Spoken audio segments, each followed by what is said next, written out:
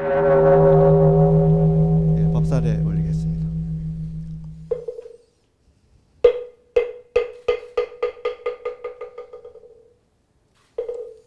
예, 모두 편안한 자세로 앉아주시기 바랍니다.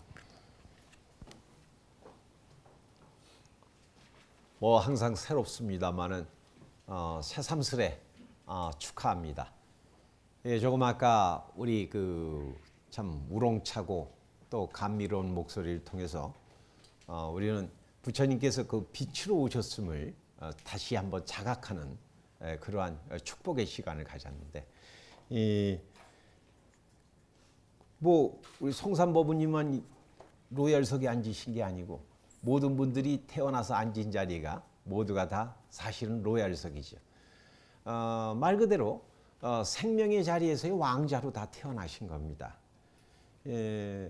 그럼에도 불구하고 요즘 우리가 살고 있는 시대의 환경 또 여건 이러한 파에서 어떻게 보면 불교 역사에서 초유의 사건입니다. 초파일날을 명목상으로 한 달 전에 우리가 모시게 됐지만 또 그것을 마치 그 생일상 차리듯이 이렇게 이것을 기념하고 돌아보고 더 나가서 이것을 우리가 행동화하는 그 시점을 잡은 것이 여건상 한 달을 미뤄서 윤 4월 초파일입니다. 윤달이라고 하는 음력 체계에서의 그런 것을 빌어다가 그 시스템을 빌어서 우리가 부처님 오신 날을 축하하는 이런 날을 맞았죠. 이것은 뭐 우리 스스로가 소극적이거나 또는 우리가 여건에 밀려서가 아니라 어떻게 보면은 참 시절 인연에 따라서 새로운 방편이다라는 생각이 듭니다. 사실 어떻게 보면 우리 스스로가 매일매일 부처님이 오시는데도 불구하고 부처님 오신 날보다는 나를 앞세우는 상황, 끝없이 그 안에서 너와의 투쟁, 또 내가 갖고 있는 결과의 함몰, 이런 것들에 젖어 있던 내가 그런 종합체인 것이 요즘 코로나 바이러스 아닙니까?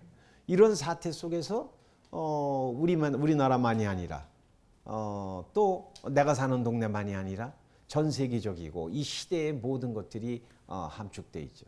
근데 알고 보면요, 이렇게 내 자신이 갖고 있는 그 설정되어 있는 범주 안에서 스스로의 삶을 가다가 어떤 경계를 만나서 부딪히는 것은 어떻게 보면 매일 일상화되어 있습니다. 바로 어제 제가 대전에 갔다가 오는 과정에 내려가는데 기차가 엄청 느리는 거예요. 이상하다 그러고 자다가 이거 깨서 보니까 갑자기 긴급 메시지 같은 거 다들 받으셨죠? 어저께 오송에서 제가 그 기차를 타고 있었어요. 기차를 타고 있는데 완전히 아수라장입니다. 아수라장. 그 잠깐의 시간에 기차가 좀 늦었다고 세 개의 KTX에서 타야 될 사람들이 제가 탄 차에 다 탔어요. 그러니까 무슨 일이 벌어졌는지 상상만 하십시오. 그 가운데서 뭐 서로 내 자리다, 네 자리다. 그럴 거 아니에요. 자리가 겹칠 것이고 이런 가운데서 잠깐의 시간입니다만 누구를 흉보거나 범인 잡기를 하자는 것이 아니라 틈만 나면 언제든지 싸울 준비가 끝난 모든 것을 갖춰 있는 우리 시대상의 한 모습입니다. 그러다 또 돌아올 때 새벽에 이제 도착을 하니까 그때 인터넷을 키다 보니까 뭐가 여러분들 아침에 벌써 보셨을 겁니다. 미국 미네소타에서 벌어지는 엄청난 폭동 사태. 아마 저게 쉽게 가라앉힐 것 같지가 않습니다. 흑인이라는 그것 하나만으로 경찰관이 목을 눌러서 그냥 죽여버렸어요. 이게 기가 막힌 얘기예요. 코로나 바이러스도 힘든데 이제 그 피부색이 검다라는 이유만으로 그러다 보니까 또 CNN 기자가 그걸 취재를 갔는데 CNN 기자도 그 자리에서 체포해버리고 깜둥이라는 미명하에 이 참 그런데 그 미국 대통령이라는 사람은 여기 부르질러 버렸죠. 경찰은 총을 쏴라. 이런 문제들이요. 이걸 자칫하면 정치적 문제 무슨 이런 문제를 보는 게 아니라 나라는 자를 내세우는 데 입장에서는요. 투쟁과 반목, 끝없는 갈등은 끊어본 적이 없다라는 겁니다. 인류 역사라고 하는 것이 어떻게 보면은 이러한 문제들이죠. 종교의 이름이 되기도 합니다. 또 어떨 때는 이것이 이익단체로서 또 시민단체로서의 자리가 가기도 합니다. 우리는 매 이럴 때마다 어쩜 저 사람이 저래? 저 단체가 왜 저래? 또 우리가 알고 있는 이념이 왜 그래? 또 심지어는 요즘들 얘기는 종교의 이름으로 왜 저래? 이런 여러 가지들 얘기하지 않습니까? 그래서 우리가 지난번 부처님 오신 날 달력상에 원래 윤 4월 초파일 아니 그냥 4월 초파일 날부터 오늘까지 안녕과 평화의 발언에 정진 기간을 가졌던 겁니다. 왜? 안녕되게 살고 싶어요. 우리는 서로가 안부 인사할 때 그러지 않습니까? 안녕하셨습니까? 밤새 안녕하셨습니까? 우리 삶이 안녕치 못하자면 반영이고 또 뒤집어 얘기하면 평화를 갈구합니다. 지금은 열반하셨습니다만 아주 그 평화하게 세계적인 학자가 있었습니다. 하와이 대학에 있던 사람인데 이분이 세상이 왜 이렇게 그 갈등이 있을까? 왜 이렇게 모든 사람이 정치학자가 그렇게 나오고 수많은 권력자들이 등장해서 세상을 다스려 간다고 하는데 왜 이렇게 다 반목이 있을까? 이분은 무척이나 이거에 일생을 걸고 고민하다가 노년에 부처님을 만나서 불교를 신앙하면서 평화학이라고 하는 학문을 해서 서양의 엄청난 그 센세이션하는 그 대안을 제시했어요. 하지만 아무리 훌륭한 대안을 제시했어도 그대로 살아가는 사람이 없으면 그건 이론의 공허한 이론일 뿐입니다. 다시 얘기하면 내라는 삶이 그 안에서 어떤 생각을 가지고서 다시 얘기하면 내가 받아들인 생각의 현실이 나의 몸뚱이요. 더 나아가서 내 조국이고 내 살아가는 사회 모습들이죠. 우리는 어떤 생각으로 살고 있는가? 아까 앞에서 우리 연재법우님을 비롯해서 수많은 분들이 공양 올렸죠. 빛으로 오시는 그 생명 자리를 나는 맞이하고 있는가? 이 생각입니다. 이 생각을 놓치는 순간 몸뚱이가 나라 그러고 돈이 나라 그러고 명예가 나라 그러고 지위가 나라 그러고 경력이 나라 그러고 이런 물질화된 것에 의해서 지배를 받게 되니 끝없이 아까 말씀드렸던 안녕치 못하고 평화가 깨지는 갈등과 반목과 또 이런 어두움 음습한 것이 마치 내 현실이 있냐 느껴질 뿐입니다. 이것도 착각이거든요. 결국 내 생명이 무엇이냐라고 하는 그 생각에 의해서 살아가는 것입니다. 근데 뭐라 그럽니까? 부처님 오신 날을 맞으면 꼭 나오는 얘기가 있습니다. 도솔천에서 오셨다 그러죠. 도솔천에서 오셨다. 도솔천이란 말은 매번 반복될 수 있습니다만은 인도 말이죠. 이건 한문으로다가 헤아리면 곤란합니다. 인도의 그 투시타 데바라는 말인데, 투시타 데바라는 말은 모든 것이 다 만족돼 있다, 다 갖췄다, 그 하늘이다. 하늘이라는 말은요, 무슨 어디에 있는 하늘을 뜻하는 게 아니죠. 우리는 하늘에 떠 있는 사람이에요. 전체적으로 얘기하면 그렇지 않습니까? 요즘들 얼마 전에 그 미국 나사에서 우주인이 다녀갔냐, UFO가 어떠냐 이런 얘기를 했다. 자꾸 외계인 얘기하는데 우리 법우님들은 이미 외계인이세요. 외계인의 모습이 저기 지혜법우님으로 나타나요. 왜? 지구라고 하는 우주선이 허공을 떠도는 거 다 아시죠? 자전과 공전을 통해서 계속 돌고 있지 않습니까? 그러니까 이런 현상적인 문제가 아니라 내 생명이 진심으로 어디에 자리하려면 어디서 왔을 텐데 온 곳이 뭐였냐? 나는 부족함이 없는 데서 왔다는 거예요. 모든 것을 완전하게 갖춰진 데서 이 몸을 받아서 하필이면 그 부모를 택해서 이 땅에 태어나서 이 시대를 살아간다는 거예요. 그렇기 때문에 바이러스가 전 세계에 퍼져 있다 그럴 때 나만 다행이다. 또 어떤 사람은 확진자가 있다. 또 어떤 사람은 심하게 바이러스 전파자다라고 얘기하는 것은 뭔가 잘못되어 있는 사고방식. 한마디로 이 시대, 이 땅에서 나에게 벌어지는 모든 것은 모든 생명들과 연결되어 있는 속에서 한 생명의 사건이지 너만의 문제라든가 나만 잘 산다든가라는 걸로 끝날 수가 없다라는 겁니다.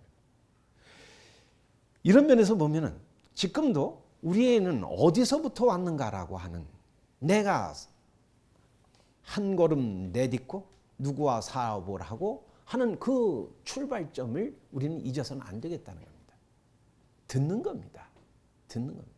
듣는다는 것은 청각적인 수준을 뛰어넘습니다. 청각 썩는 수준, 또 음성의 그 가락을 뛰어넘습니다. 내용입니다. 생명 내용을 무엇을 내가 맞이하고 있는가라는 거죠. 맞이하고 있냐. 아까 그랬습니다. 만족을 맞이하는 사람은 만족한 삶을 살게 되어 있습니다.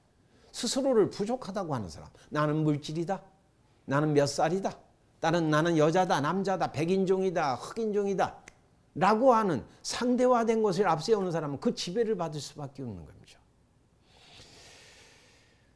실제 부처님 이후에 제2의 붓다 소리를 듣는 몇 분이 계십니다. 인도에서는 나가라주나라는 분이 계셨고, 우리나라에서는 원효 스님을 예를 들게 되고, 중국에서는 육조 해능대사를 예를 듭니다. 그 해능대사라는 분은 육조 단경이라는 엄청난 우리 인류 역사에 벼락 같은 책을 남기셨습니다만, 이분은 이런 얘기를 하십니다. 당신께서 경력이 지금은 이제 중국에 가면 광동성이라고 하죠. 이 광동성이 지금은 꽤 번성한 도시로 되어 있습니다. 옛날에는 오랑캐들 사는 땅이다. 그래서 중국 사람들이 멸시하는 아주 낙후된 곳입니다. 여기 출신이에요. 남쪽 사람이에요. 중국에서 남쪽 사람이라는 뜻은 야만족이다, 못 배웠다, 가진 게 없다, 가문이 별 볼 일 없다, 이런 뜻입니다. 이 남쪽 사람이 그때 중심지였던 그 내륙에 가서 이제 부처님 법을 배웠습니다만은, 당신은 그러한 그 시대적인 문제, 다시 얘기하면 미국에서 지금 인종차별로 해서 벌어지는 사태, 또 한국에서도 그러지 않습니까? 뭐 경상도 출신이냐, 전라도 출신이냐, 무슨 뭐 안동 김가냐, 무슨 무슨 전주이시냐, 뭐 이런 거 갖고 그게 자기라고 주장하는 사람들이 있잖아요. 이런 면에 이 해능대사가 부처님 법을 이어서 훗날 제2의 붓다라는 소리를 들을 정도 위대한 인물이지만은 아무도 알아주질 않습니다. 요즘도 그러지 않아요? 어떤 사람 딱 보면 저 사람 어느 학교 나왔대? 저 사람 박사학위가 몇 개야? 현상적인 어느 라이센스라든가 어떤 틀을 갖고 그 사람을 보지 않습니까? 근데 이분이 혜성과 같은 사건을 한번 벌이기 시작을 합니다. 우리가 갖고 있는 상식을 깨버리고 의피를 찌르는 하나의 몇 마디가 이분을 새로운 빛으로 오신 분임을 밝혀지게 되는 사건이 하나 있습니다. 이분은 하도 차별적인 상황에 있다 보시니까 당신의 뜻을 펼치기가 뭐예요? 다시 얘기하면 딴 거 아닙니다. 정치적인 것도 아니고 경제적인 것도 아니고, 내가 부처님으로 왔음을 알듯이 내가 만나고 있는 모든 동포들, 내 이 시대를 사는 모든 분들도 이미 부처님으로 오셨음을 자각하시도록 공양을 올리는 게 이분의 이제 사명을 느끼신 거예요. 그런데 이분 얘기를 아무도 안 들어요. 아무도 안 들어요. 그러다 보니까 이분이 어디 가셨느냐, 산속에서 6년 동안을 이 산적들과 같이 지내셨다고 합니다. 왜? 심지어는 그런 옳은 소리, 밝은 소리를 하면 사람들이 좋아하는 게 아니라 싫어하고 살해하려고 했다는 거예요. 그때 당신께서 산적들 공양을 올려가면서 당신 몸을 숨기고서 그 공부를 더 숙성시키고 계셨습니다. 그러다가 드디어 때가 왔다 그래서 내려오셨는데, 내려오다 보니까 그 동네에서 엄청 큰 사찰이 있는 거예요. 엄청난. 그러니까 지금 한국으로 얘기한다면 조계사 정도의 엄청난 큰 사찰이. 근데 사찰이 그 사람들이 많이 모였겠죠. 여러분들도 그렇지 않습니까? 유명한 곳. 또 남들에게 요즘 얘기하는 뭐 인스타그램에 떴대더라. 맛집이었다더라. 그럼 사람이 구름같이 모여 있어요. 그런데 거기서 사람들끼리 두 파로 갈려서 싸움이 벌어진 거예요. 뭐였느냐? 그때 그 절에 가시면 여러분들도 그 고찰에 가시면 단간이라고 하는 거 있죠. 단간지주 이만한 있을 때 단간이라는 거죠. 폴대. 다시 얘기하면 학교 다니실 때 우리 딱 들어가시면 교장 선생님 그 앞에 딱 보면 교단 있을 때 거기 태극기가 있죠. 태극기봉. 폴대가 있습니다. 딱. 그걸 중심으로 교정이 벌어지듯이 이 단간이 딱 서 있는 것만큼이 그 절의 규모를 뜻합니다. 다시 얘기하면 세력이에요. 더 나가서 얘기하면 나는 어떠한 가치로 살고 있다라고 하는 표징이 지금 얘기하는 이 폴대입니다. 즉 우리는 단간이라고 하는데 단간을 지탱하는 것을 단간지주라 그래서 문화재에서 많이 치죠. 황룡사터라든가 또 곳곳에 유명한 굴산사지라든가 이런 데 가면 그걸 보고서 옛날에 이 절이 얼만큼 됐겠다 이렇게 생각을 하죠. 그래 아무튼 아까 얘기로 돌아갔어. 그 대단한 그 거찰이죠. 거찰에서 두 파가 가려져 싸우는 것은 너무나 단순한 얘기였습니다. 뭐냐면 그때 마침 깃발이 막 펄럭이고 있었어요. 요거에 대한 해석 문제입니다. 깃발이 헛떠는데 한 파에서는 지금 깃발이 흔들린다라고 얘기하고 있었어요. 그랬더니 이쪽에 다른 쪽에서는 바람이 흔들린 거더라고요. 이거 갖고 논쟁이 붙었어요. 법원님들은 어느 쪽에 쓰시겠습니까? 깃발이 태극기가 바람에 휘날립니다. 그럴 때 바람이 흩날리는 거에 따라서 깃발이 휘둘린다고 그러겠죠. 근데 또 생각해 보면 그럼 바람 이전에 깃발이라고 하는 결과물을 보게 되면 깃발이 흔들리고 있는 겁니다. 그 논쟁의 현장에서 한치의 양보가 없습니다. 한치의 양보가 없습니다. 법원님들 지금 우리 시대에도 뭐가 다를까요? 이 안에서 버전만 바꾸고 있지. 입장만 바꾸고 있지. 뭐가 다를까요? 어떠한 모습에 대한 해석 가지고서 진영의 논리가 나오기도 하고 또 남녀 간의 차별이 있기도 하고 또 그 안에서 무슨 학력, 뭐 경력, 인종 이런 것들의 차별상 갖고 답이 있냐? 서로가 삿대질하고 있지 않습니까? 이때 해령 대사는 간단한 얘기로 해결을 해버립니다. 왜들 이렇게 싸우십니까? 그랬더니 깃발이 흔들리고 있는데 바람이 흔들린다고 거짓말한다. 이쪽에서는 아니다. 바람이 부는 거에 따라서 깃발이라고 하는 것이 흔들리고 있다고 싸우고 있었어요. 그럴 때 이렇게 얘기합니다. 대중들이시여. 그걸 바라보는 당신을 보십시오. 당신들의 마음이 흔들리고 있는 겁니다. 라고 얘기하십니다. 여러분 이거 엄청 중요한 메시지입니다. 다시 얘기하면 우리는 드러난 그 사회과학적인 어떤 현상을 보고서 그걸 갖다 분석하기에 바쁩니다. 거기 첨단에 있는 분들이 경제학자라든가 정치학자라든가 이런 분들이 대두가 되죠. 그럼 매번 보면 토론 프로들이 보면 그 패널들이 나와서 온갖 것들을 분석을 합니다. 그런데 돌았을 때 되면 한 사람도 만족한 사람이 없어요. 왜? 다 자기 독백하다가 가요. 자기 결론이 있다는 거죠. 내 전문이 뭔데? 내가 내린 진단은 이건데 라고 답을 앞세웁니다. 금강경의 말씀을 듣는다면 금강경에서는 한마디로 유의법자를 가장 경계하십니다. 함이 있는 자, 행위자입니다. 행위자. 나는 무엇을 하고 있다. 나는 착한 일을 하고 있다. 나는 거룩한 일을 하고 있다.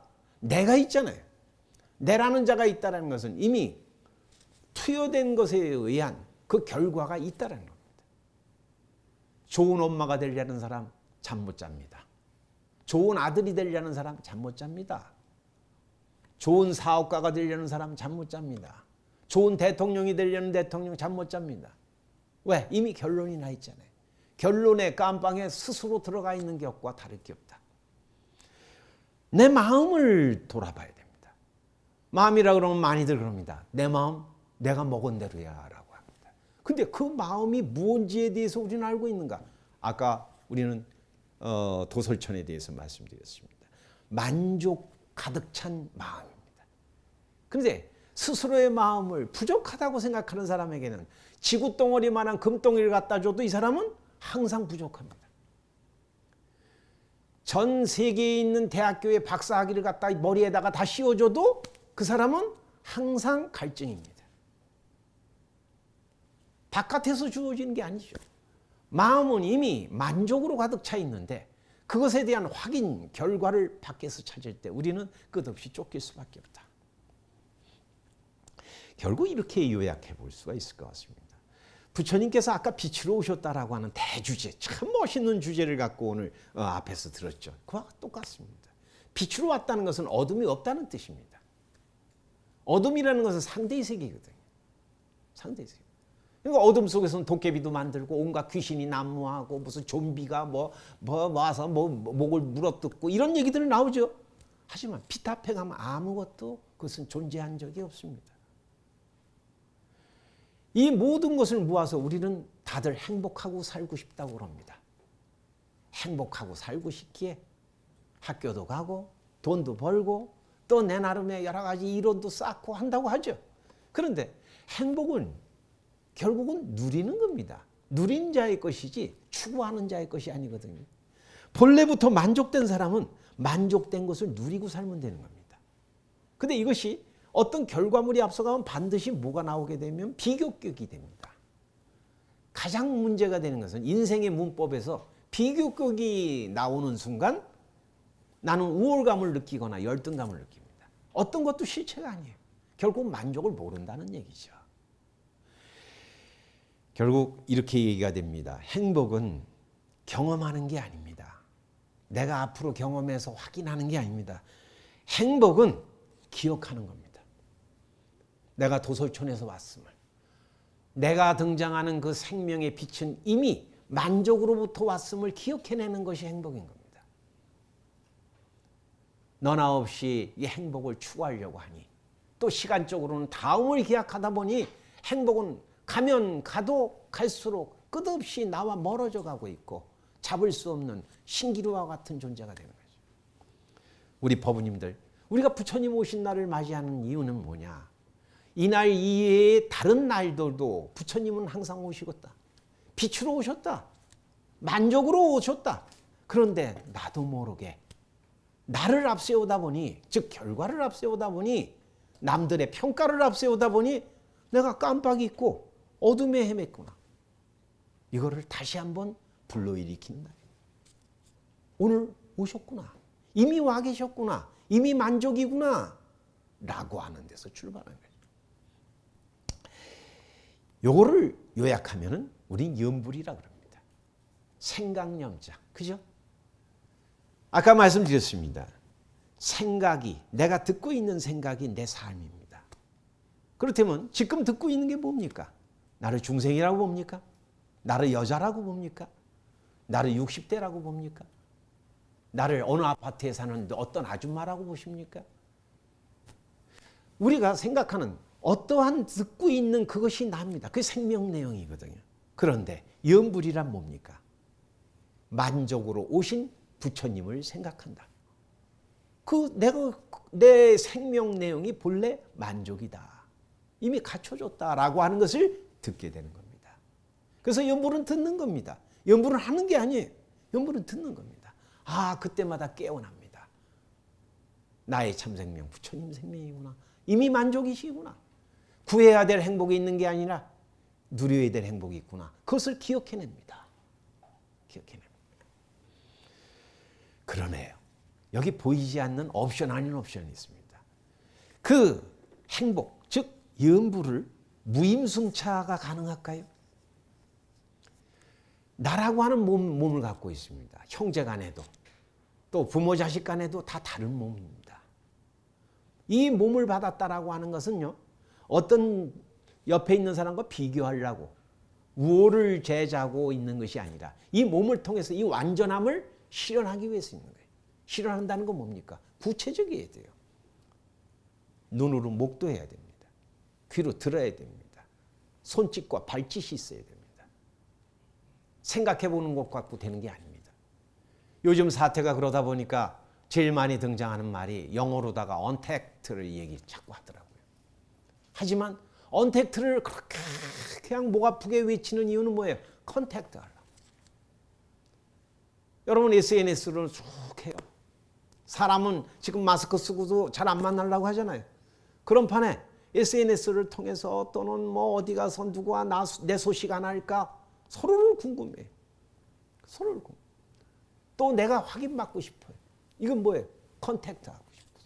컨택트. 사실은 생명은 무한히 이어졌다라고 하는 것은 안 가르쳐줘도 다 알아요. 안 가르쳐줘도. 이렇게 생명이 결국은요, 끝내는 요즘 사회화된 모습에서 우리들이 이 나라고 하는 것을 보존하려고 자가격리를 하지 않습니까? 여러분 오늘도 많은 분들이 자기가 열이 있거나 뭐 하면은 오늘들 못 나오신 분들이 많겠죠. 또 어떻게 보면 그게 다행이기도 해요. 너무 많이 나오셨으면 이거 밀접도가 있어서 좀 그렇기도 해요. 그런 면에서 자기가 있는 곳에서 그것을 갖다가 이거 돌아보는 시간 갖겠죠. 하지만 우리는 나를 주장할 때 가장 대표적인 게 몸뚱이죠. 이름이지요. 또 내가 갖고 있는 자리죠. 이런 것은 물리적으로 표현돼야 됩니다. 근데 자가격리하면서 항상 답답증을 느끼죠. 답답증. 그래서 이 자가격리 속에서 이제 이만하면 되겠다 하니까 갑자기 이태원 클럽도 가게 되고 그렇잖아요. 또 나 대신 누군가가 이 언택 상황에서 컨택해 주려고 배달도 하다 보는데 그 배달자가 얼떨결에 자기도 모르게 전파를 하게 되고 이게 국면이에요. 결국 생명의 본질은 자가격리를 좋아한다, 싫어한다. 예, 싫어하죠. 싫어하는 정도가 아니라 있을 수가 없는 겁니다. 생명은. 그런데 우리가 오늘 부처님 오신 날 맞아서 제가 왜 이 자가격리 얘기를 하냐면 스스로 자가격리된 분들이 너무 많습니다. 한번 태어났으니까 태어난 걸로 그 이후에는 자기가 딴 일을 한 줄 알아요. 뭐 생물학적으로도 보나 뭐로 보나 그때마다 우리는 생명의 새로움 속에서 살고 있습니다. 바로 조금 전까지 호흡했던 들이킨 호흡은 이미 내셨어요. 지금 새 호흡하고 계세요. 조금 아까 생각했던 것도 다 지나갔고 새 생각을 하고 있어요. 옆에 있는 분, 앞에 있는 분, 뒤에 있는 분과 나는 아는 사람 같지만 새롭게 만나고 있어요. 새로움이 생명의 특징입니다. 그때마다 새롭게 공급받고 있다는 거죠. 그렇기 때문에 새롭게 공급받고 있는 이러한 자리는 자가격리로서는 힘들죠. 그러니까 컨택을 해야 되겠다. 컨택을 해야 되겠다. 아까 말씀드렸어요. 근데 이런 질문을 했었습니다. 그것이 무임승차가 되느냐. 난 가만히 있는데 되느냐. 아니죠. 나는 나아가야 됩니다. 나아가야 됩니다. 아까 정진이라는 게 그겁니다. 나아가는 겁니다. 내 엑기스를 모아서 나아가는 게 정진이죠. 나라는 게 말이라도 하고 있고 나라는 자가 시장도 갈 수 있고 그나마 공급받은 에너지구나.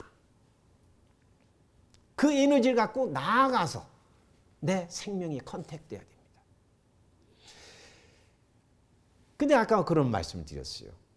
내가 예전에 한 번 태어난 걸 반복하는 줄 안다. 아니 반복도 아니에요. 심지어 한 번 태어났으니까 그걸 연장해서 조자룡이 헝칼 쓰듯이 계속 쓰는 사람들이 있다. 여러분들 퀴즈 한번 낼까요? 뻔히 아시는 거겠습니다만 냉장고에다가 한 30년 전에 너무 좋은 게 있었어요. 그래갖고 냉장실에 넣었어요. 그래서 그 꺼내서 잡수는 분 계십니까? 냉장고가 좋으니까 30년 전 거 그대로 꺼내서 해동해서 먹습니까? 가끔 가다가 보면은 종교의 양태가 되겠습니다만 30년 전에 불교했던 것 또는 내가 옛날에 기도했었어. 내가 불교 고등학교 때 우선 내가 대단했어. 그러고서 50, 60, 70 되도록 그거 뜯어먹고 사는 사람들이 있어. 내가 법회 나온 지 벌써 경력이 몇십 년 됐어.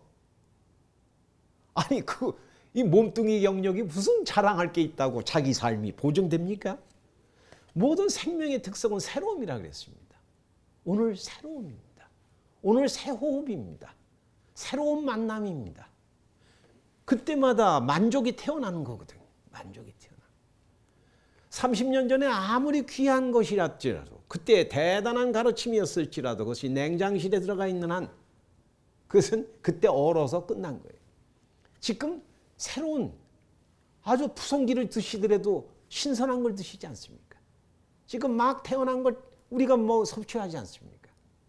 그렇다면 우리가 이 자리에서도 마찬가지인 겁니다. 부처님 오신 날 우리는 혹시나 내가 지나간 그 무엇 갖고 나한테 따라왔던 것, 내 기억력 또는 내가 갖고 있던 어떤 그 경력, 내가 몸뚱이로서 만났던 사람들과의 인간관계의 그 어떤 수첩에 있는 것 갖고 생명이 교류된다는 것은 이건 망상이다.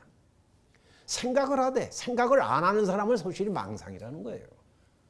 생각의 흐름을 막아버렸잖아요. 생각의 흐름이 끝났잖아요. 흐르는 물이 고이면 그 물은 반드시 썩습니다. 생각이 고이면 물질화되고 물질은 반드시 죽음이라고 하는 것을 약속되어 있습니다. 생명 자체는 죽음이 없습니다. 생명은 이어져 갑니다. 부처님이 오셨다라고 하는 것은 우리 생각해 보세요. 만족으로부터 왔다. 다시 만족의 자리를 주체적으로 입장에서 보면 만족이 몸을 받았습니다. 만족이 부모를 만납니다. 만족이 학교를 갑니다. 만족이 사업을 합니다. 만족이 자식을 낳습니다. 이건 왜 그래요? 만족도 활동해야지만 만족이기 때문에 만족은 그 만족을 증명해야 됩니다. 이것을 일러 극락왕생이라고 하는 겁니다. 부처님께서는 우리가 봐서는 사바세계에 오셨다. 모순과 갈등과 어둠이 가득 찬 세계에 오셨으니까 부처님으로 해서 내가 밝아지리라 생각들을 보통 합니다. 아니에요. 그 부처님이 가셨으면 그 땅은 사바세계예요, 극락이에요? 100% 극락이죠. 부처님이 계신 곳은 극락이에요. 대통령이 가는 곳은 청와대가 아니라 대통령이 있는 곳이 모든 국정의 결정권을 했듯이 마찬가지예요. 부처님이 계신 곳은 모든 생명의 주권을 갖고 있어요. 빛으로서의 주권을 갖고 있다. 부처님인 도솔천에서 오셨다. 이건 내 기준이에요. 하지만 부처님은 오신 바도 없어요. 부처님이 계시면 거기가 불국토고 극락이죠. 만족으로 오셨다. 우리 법부님들, 우린 이미 만족으로 온 사람입니다. 신체적 조건이나 또 우리가 봐선 예금고라든가 또는 사는 장소, 태어난 어떠한 그 우리들이 익숙한 인간관계는 조금씩 달라요.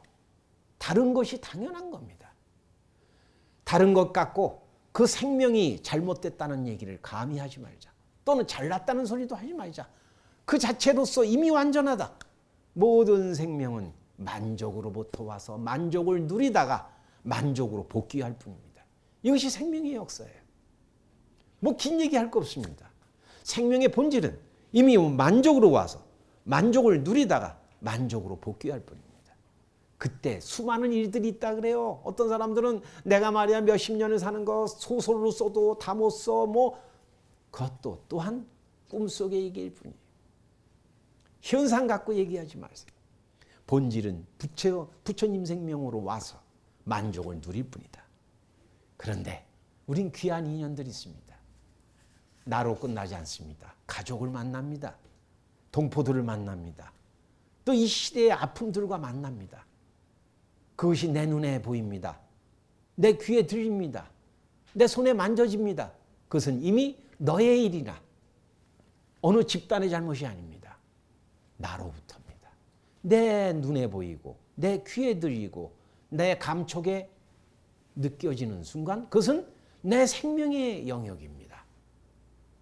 만약에 부족하다고 느낀다면 어떤 사람이 꼴도 보기 싫다면 그것은 내 몫이지 저쪽의 몫이 아니다. 우리 스스로가 불만이라고 하는 것은 바깥에 존재한 적이 없습니다. 불만이라는 착각을 했는데 부처님 오신 날 맞으면서 우리는 이미 만족하구나. 그렇기 때문에 스스로 만나고 있는 모든 생명들과 같이 가야 됩니다. 아까도 외우셨고 우리 법회 때마다 꼭 외우는 반야신경 끝날 때 어떻게 외웁니까? 아제, 파라아제, 파라승아제, 모지사바. 이거를 번역을 안 한다 하지만 간단히 요약하면 이 뜻입니다. 인도 말이니까. 가자. 우리 함께 가자. 저 궁극의 언덕으로 함께 가자. 모든 만족의 세계를 함께 누려보자. 이 뜻이에요. 여러분 좋은 게 있으면 어떻게 나 혼자 먹습니까? 어떻게 이 만족의 세계를 나 혼자 만족을 합니까? 내 눈에 보이고 내 귀에 들리는 모든 생명들과 함께 가는 것이야말로 우리가 부처님 오신 날 맞으면서 이 기쁨을 그분들에게 나눠야 될 또 책임과 의무가 있다. 여러분 법인들 아까 시작할 때 축하합니다 했습니다. 다시 한번 축하드립니다. 지금 이 순간에도 여러분들이 하는 생각마다 또 만나는 사람들마다에게 이 만족으로 오셨던 기쁜 소식 이것을 함께 살아갑시다. 여러분들의 부처님 오신 날 오늘로 시작해서 또 내년 이때 또 기념하지요. 항상 부처님 오신 날 맞으면서 만족을 진짜 실컷 누리시기를. 그래야 하시는 사업마다 그리고 또 만나는 사람들마다 거듭 이 밝음이 끝없이 펼쳐지시기를 축원하면서 제 말씀 끝내겠습니다. 여러분들 축하드립니다.